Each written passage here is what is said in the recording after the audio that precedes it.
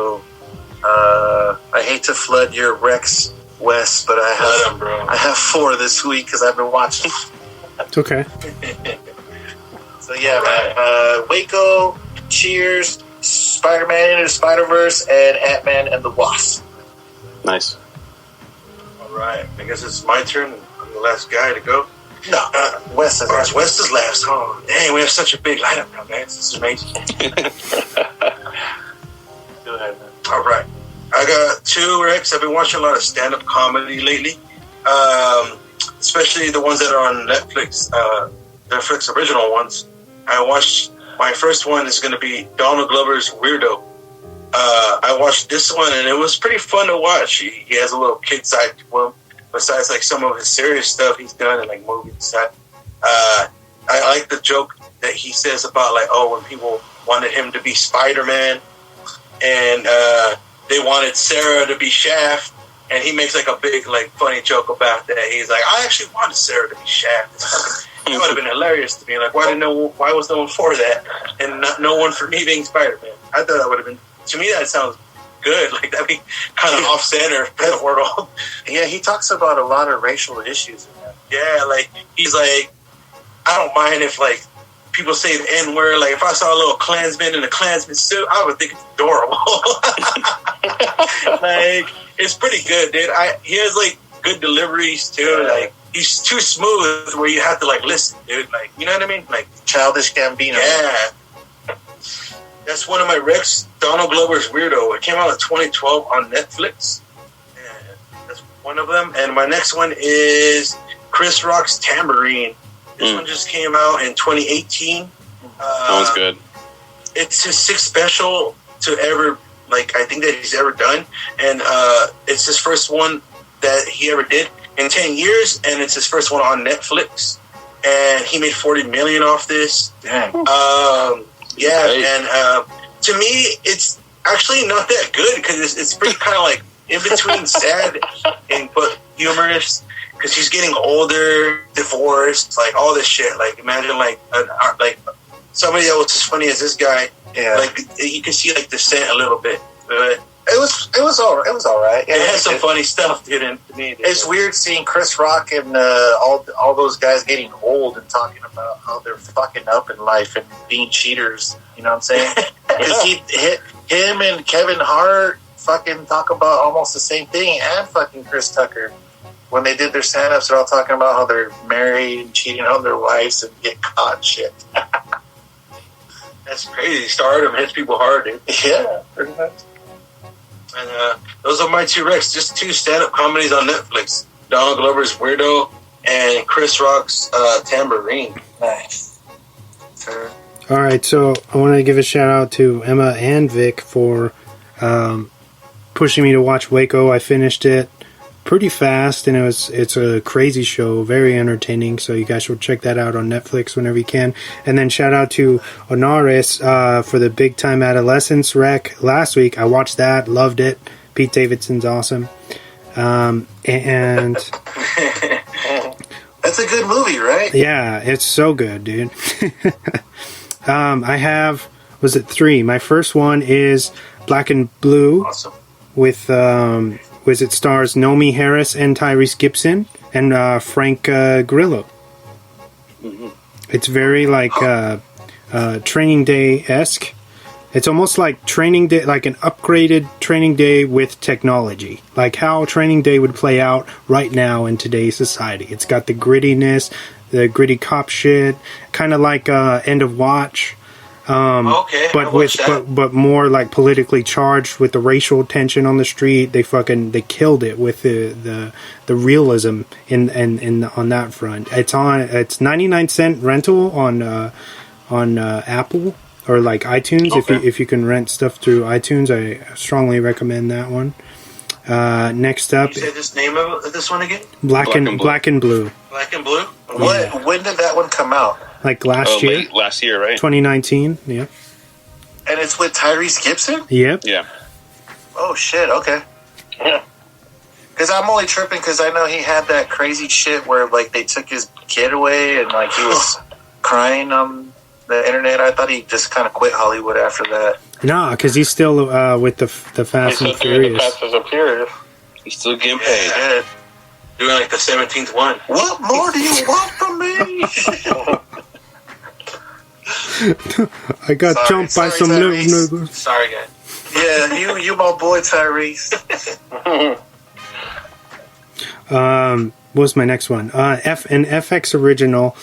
It came out in 2017. I'm on season 1 right now. Snowfall is so fucking good.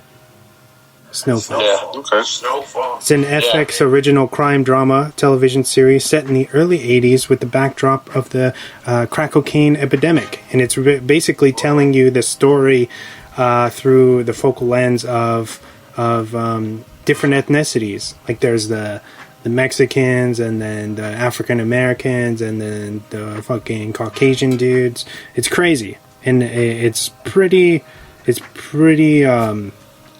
gritty, and I haven't been able to turn it off, dude. To be honest. Nice. It's called Snowfall. Yeah, dude, and it's created by Genius. John Singleton, dude, before he passed away. Oh, no way! Yeah. That guy, damn. So is it a It's like a documentary, or is it? No. It's like it's a straight up series. Like this is scripted and everything, but it's fucking nuts. It's kind of like New Jack City. yeah, because it's in the 80s, and the soundtrack they got like Zapp and Roger and all this crazy shit. Like it's so good, dude. Nice. Yeah, so check that out, Snowfall. If you have Hulu, they now have the FX on Hulu. You can watch all of those shows, Snowfall included, right now. And then my final one is actually a request from Emma, who is, for anybody who's listening outside from this and doesn't know who I am, it's my girlfriend, but Amanda Seales from the HBO show Insecure had one of her first stand-up specials from I think it was like maybe 2018, 2019, but it's called I Be Knowin', and it's on HBO right now. I be knowing. Saw that, but I didn't click on it. I gotta click it. Yeah, you guys check it out. It's hilarious. And check out Insecure if you haven't watched that show. It's very hilarious. That show's so funny. It's great. It's got some great music in there too. Yeah. Hey guys, really quick. I just wanted to give a quick shout out and recommend like a music recommendation. Of course. I'm pretty sure at the beginning of the show, you heard the track from Goomson and Master Cypher Divine, and that is a track off their SP1000 beat tape from Craig Culture. I just want to give those guys a shout out and say thank you guys for letting us use that track for the podcast. It has a really cool kid sample, and it's like a trip hop, hip hop instrumental type beat tape. And check it out when you guys get a chance. You guys can find it on Bandcamp and through his Instagram. And his name is Goomson, and that fool does sick ass shit. So thank you guys. Goomson for putting the main focus of the sample on his music. Hell yeah, dude! That fool used the pretty much. He pretty much used that movie as like the basis for that whole beat tape. So shout out to that guy and Master Cypher Divine. Yeah, shout out. Thank you for giving us the permission to use that stuff for the intro and the outro. It's pretty dope. Yeah, thanks guys. Other than that, we cool, man. Moving on. Moving on. 5, 4, 3, 2, 1. And now for the movie focus of the week. All right, so this week we're talking about Diego's focus, which is kids.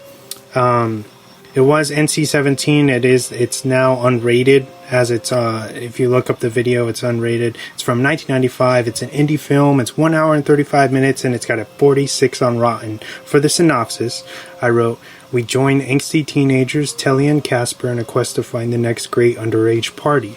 But as we later meet Jenny, a former love interest of Telly's, it's revealed that Telly is in fact harboring a dark secret. The film was directed by Larry Clark and written by Harmony Korine. And my intro write-up for this goes, this controversial art house flick feels authentic in that it captures the essence of troubled kids and the all-too-real perception of children thinking they are invincible. From its beautiful grainy cinematography to the unknown actors serving up painful conversations between one another, there's a lot of positives to take away from the movie. And what's even more interesting is what it took to get made. Director Larry Clark had to learn to skate and really become accepted into this crowd of youths in order for them to trust him enough to shoot the film. Keep in mind, Larry was nearly 50 years old at this time.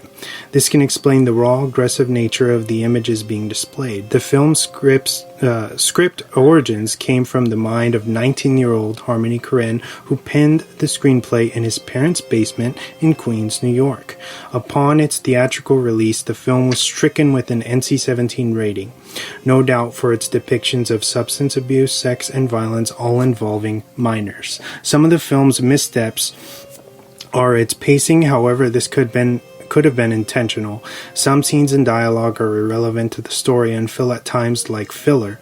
I would have liked to see more of the female cast present, as they do a really good job of countering the boys' raunchiness with their own brand of sexual deviancy. Whether the film touched you or made you cringe, I think its overall message is profound in that it changes for us as we grow, whether it be into various stages of our adulthood or, of course, fatherhood. This material is a necessary evil because it indirectly calls out the failed parents of our generation in hopes for us to change the vicious cycle known as the broken home. Thank you. Nice, that's crazy. Very nice. Very nice. Nice. Like that. Nice. I'm going to do it like that. Cheers to you. So, Diego, I know you have a huge attachment to this film. So, why did you finally choose for us to discuss it in full this week? I have been. Well, obviously, a lot of you guys know I've been wanting to cover this movie for a while now, and I think the timing was kind of perfect to do it right now. I think the things that we're going through, it's like kind of, reality. It's like reality based. And so for me, I think having somebody like Larry Clark make this masterpiece, to me, is a masterpiece. I mean, to me, it like really shows like what the American teen was going on in the mid 90s and stuff.